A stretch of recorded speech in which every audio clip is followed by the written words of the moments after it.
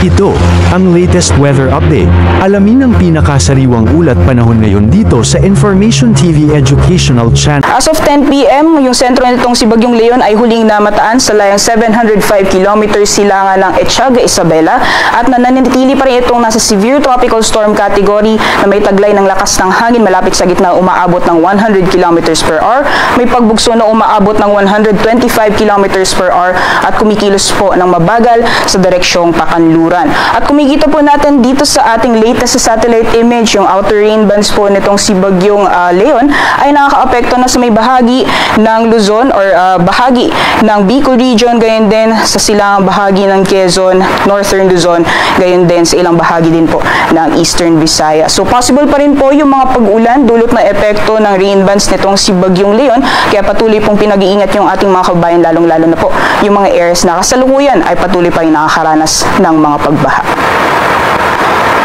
Alamin po natin yung nilalaman ng ating latest na track forecast as of 11 p.m. So ito po yung general direction ng magiging pagkilos ng bagyo sa mga susunod na oras o mga susunod na araw, at possible din po yung intensity na inaasahan po natin habang patuloy po itong kumikilos generally northwestward. Meron din po tayo yung tinatawag natin na cone of probability o posibilidad na daanan ng sentro nitong bagyo, liban lamang po dito sa ating central track, pati na rin po yung radius or lawak ng sakop na malalakas ng hangin nitong si Bagyong Leon. So ayon po sa ating latest na forecast track, babaybayan pa rin po nito yung silangang karagatan ng ating bansa at hindi po natin nanaalis yung possibility ng landfall scenario sa may area ng Batanes or close approach dyan po sa area ng Batanes. Kung hindi po siya magla-landfall sa Batanes, posibleng landfall scenario po niya ay dito na po sa may southeastern portion ng Taiwan.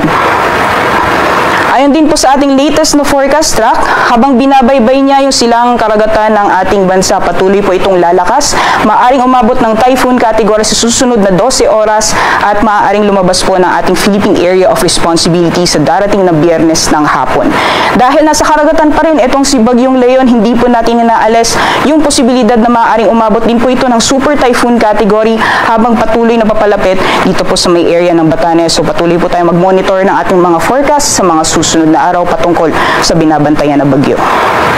Kung makikita din po natin sa ating latest na track forecast, malawak ang sakop na malalakas ng hangin nitong si Bagyong Leon. Kaya naman ilang bahagi po ng North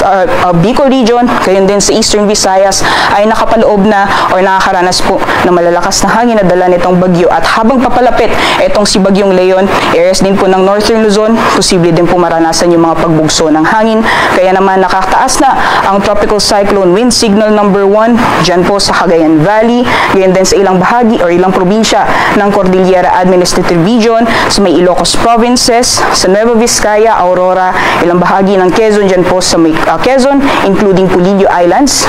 Sa mga probinsya din po ng Bicol Region, nakataas ang signal number 1 sa Camarines Norte, silangang bahagi ng Camarines Sur, sa Catanduanes, eastern portion ng Albay, northeastern portion ng Sorsogon, at sa Visayas naman nakataas ang signal number 1 sa eastern portion ng Northern Samar at northern portion ng Eastern Samar. So yung mga areas po na highlighted ng blue, posible pong maranasan sa susunod na 36 hours yung mga malalakas na bugso ng hangin na dala nitong si Bagyong Leon.